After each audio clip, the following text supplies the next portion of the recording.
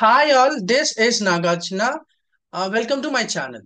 ఇక్కడ three words ఉన్నాయి: attend, attend to, attend on. వీటి మధ్య డిఫరెన్స్ ఏంటి? అందులో మొదటిది అటెండ్, హాజరవ్వడం.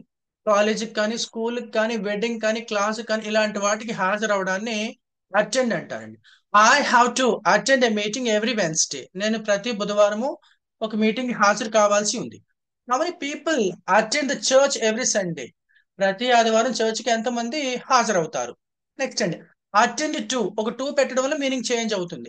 అటెండ్ టు ఏదైనా ఒక బాధ్యతను చేయడాన్ని, నిర్వర్తించడాన్ని అటెండ్ టు అంటాం. My father is attending to the repairs of ఆ హౌస్.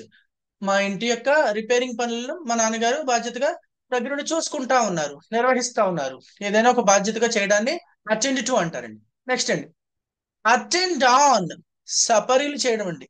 ఎవరైనా పేషెంట్స్ కానీ, వచ్చిన అతిథులకు కానీ వాళ్ళకి ఏం కావాలి ఏంటో చూసుకోవడాన్ని అటెండ్ ఆన్ అంటారు.